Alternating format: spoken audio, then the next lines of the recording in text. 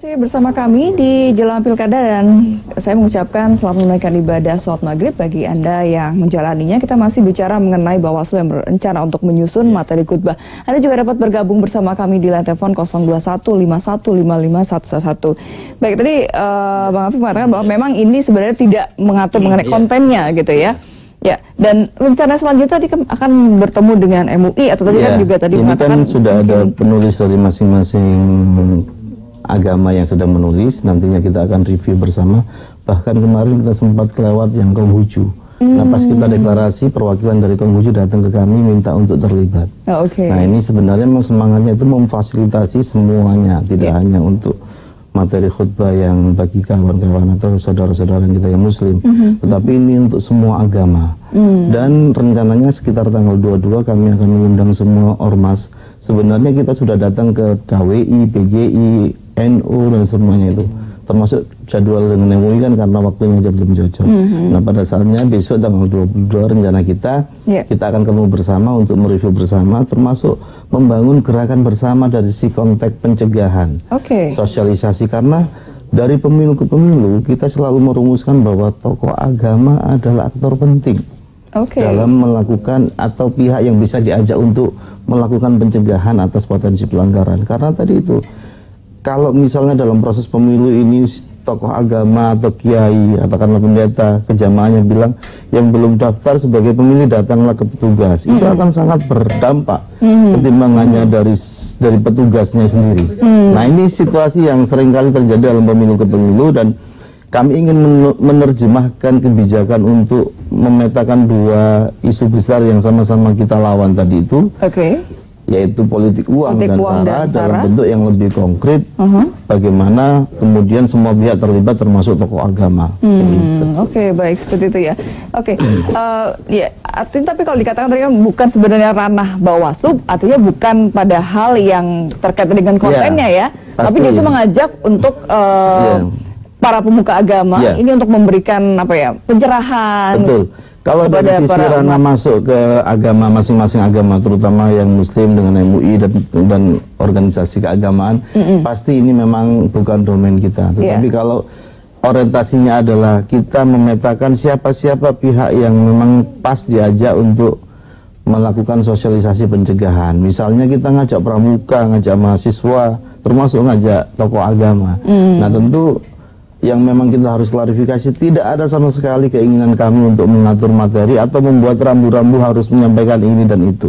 Ini sebagaimana buku-buku yang juga sudah beredar, misalnya buku yang membahas soal lingkungan hidup dalam pandangan Islam, lingkungan hidup dalam pandangan Kristen gitu. Jadi kan semuanya adalah niatnya itu mencari cara pandang yang kira-kira orientasinya sama dengan semangat kita. Biasanya para mubalik itu melihat momentum apa yang terjadi. Update gitu ya. Oh, lagi rame yang ini, itu kadang diselipkan dalam ceramah gitu ya. Misalnya soal suap, soal politik uang. Kalau yang disampaikan ar-rasi wal burtasi finnar, yang menyogok atau yang menyuap dan yang disuap itu sama-sama masuk neraka, kan bagus buat kita. Ya, itu pasti itu. Saya kira dalam konten itu teman-teman dari Bawaslu sudah benar. Ini juga mengingatkan khususnya Majelis Ulama Indonesia yang menaungi beberapa organisasi masyarakat Islam, kemudian para zu'ama dan para intelektual. Saya kira konten atau materi bisa diusulkan ke Majelis Ulama Indonesia, baru kita akan distribusikan kepada ormas Islam. Saya kira untuk khutbah dan lain sebagainya, para mubalik, da'iyah kita itu sudah tak perlu lagi diajari, tak perlu lagi. Jadi sama saja mengajari ikan berenang. Begitu ya, diingatkan untuk misalnya tidak menyinggung masalah yang saya kira sosialisasi tentang politik uang, isu sara jangan sampai menjadi picu dari kerusuhan. Seluruh mubaligah, dai-dai sudah tahu. Makanya tak perlu lagi kita menggarami lautan. Yang persoalannya ini media sosial tiba-tiba dikirim ke YouTube, dikirim kemana-mana, lalu dibaca, yang sana tersinggung, komennya ramai. Tetapi itu cuma ramai di multimedia. Tapi yang perlu, konten yang perlu kita tekankan adalah politik uang yang justru membuat rakyat pada koruptor semua. Jadi sekarang ini lapisan masyarakat dari elit sampai alit itu korupsi semua. Di sana senang, di sini senang, maju tak gentar membela yang bayar. Yang kedua, penyelenggara pemilu KPU, termasuk penyelenggara pemilu, mereka tidak mau menggunakan perhitungan yang virtual, yang digital, harusnya manual. Kan bisa dibayar, hanya tinggal mengurangi 0 dan menambah 0 bagi calon yang ada. Kalau besar bayarannya ditambah 02, kalau tidak membayar dikurangi sehingga kalah. Baik, Pak. Nah, ini yang harus semestinya yang perlu dicuci otaknya itu adalah KPU yang menyelenggarakan pemilu itu, bukan para mubalik yang disuruh berhenti ngomong gitu. Baik, kita sapa dulu pemirsa yang mau bergabung bersama kami, masih bersama kami. Halo. Halo, selamat malam. Selamat malam, dengan siapa di mana? Dengan Pak Yus di Jakarta Timur. Iya, silakan Pak Fayud. Iya, selamat malam. Malam. Dengan Pak Yus di Jakarta Pak Yus, Timur. ya, silakan Pak. Malam Pak Yus. Malam. Iya, terima kasih. Ini diskusi kita malam ini kelihatannya menurut hemat saya Bawaslu terlalu jauh masuk pada wilayah-wilayah keagamaan. Nah, ya Pak. nah mestinya saran usul Bawaslu menyusun materi khotbah ini harusnya itu disampaikan saja ke Majelis Ulama Indonesia, karena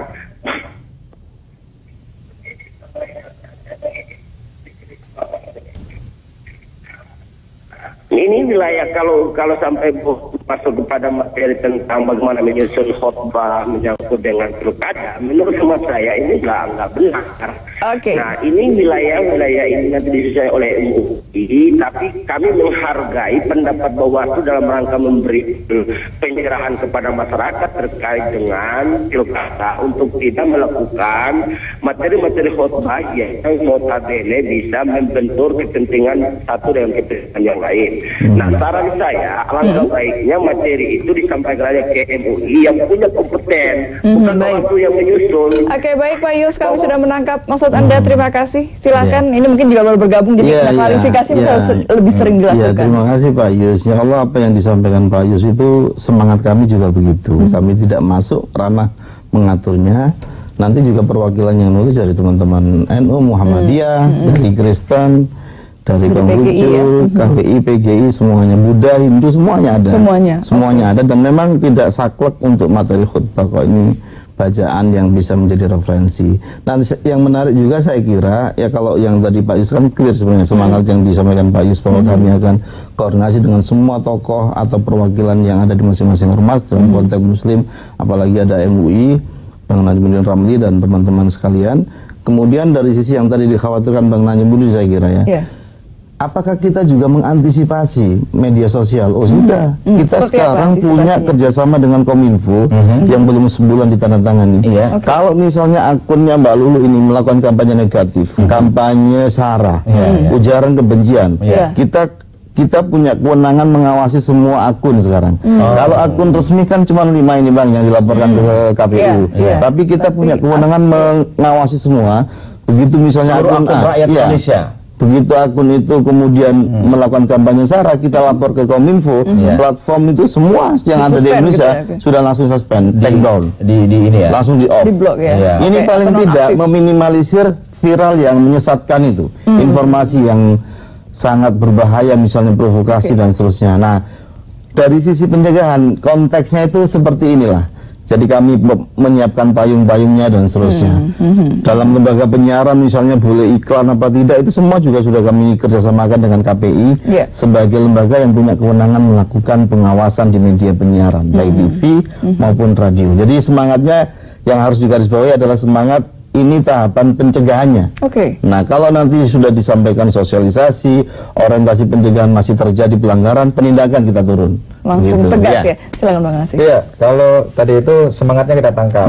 Semangatnya bagus kan? Semangatnya adalah untuk mencegah money politik, karena memang kecenderungan masyarakat kita dan kecenderungan elit politiknya, kalau berdasarkan survei kan 80% pemilih kita itu masih berkecenderungan money politik.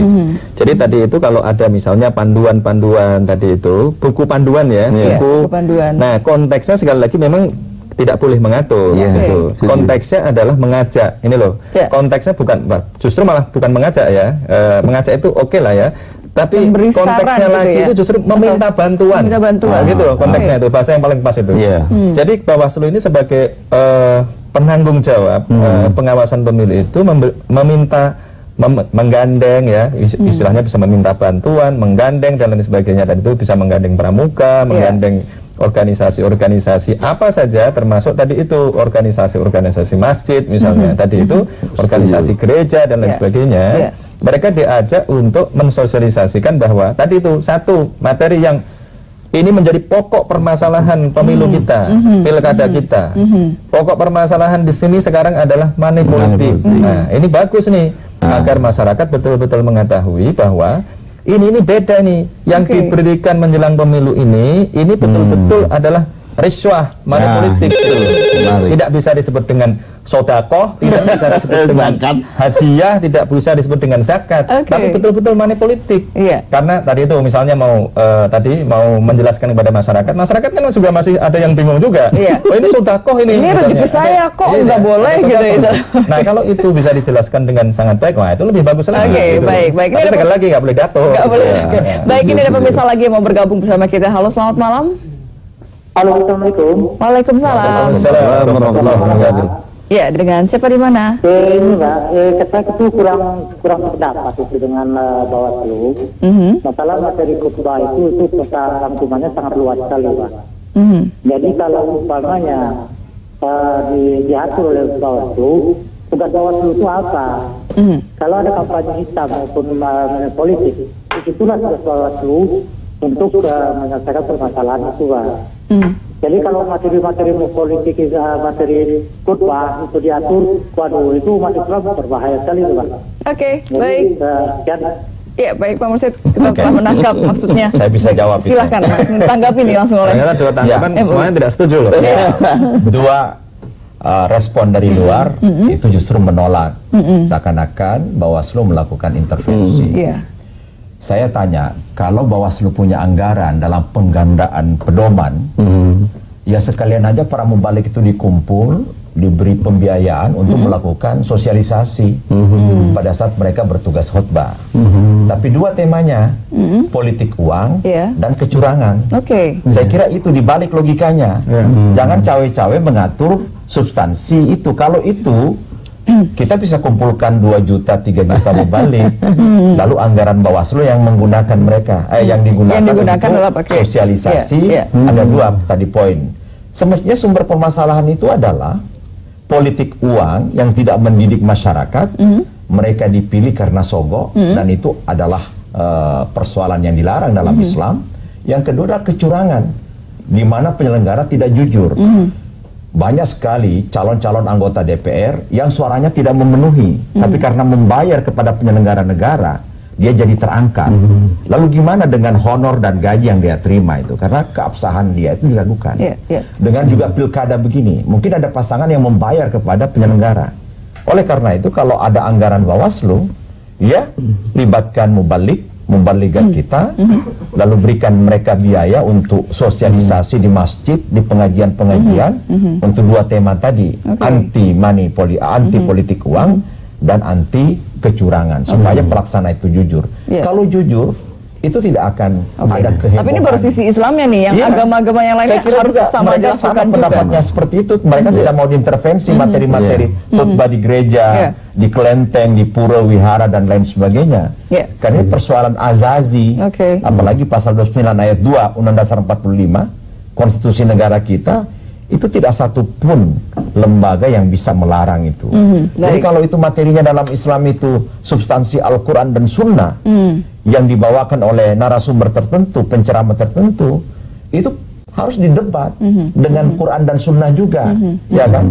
Sehingga kita tidak dengan mudahnya mengatakan ini sara, sara apa wong dia bicara dalam kapasitasnya sebagai membalik di depan umatnya sendiri. Kecuali kalau dia pidato di pasar, pidato di mall, di Plaza Senayan, pidato itu baru gila namanya, bukan cuma sara. Karena tidak semua tidak satu agama ya. Baik, kita akan lanjutkan kembali usai pariwara, dan Anda juga masih dapat bergabung dengan telepon 0215155111 saat lagi.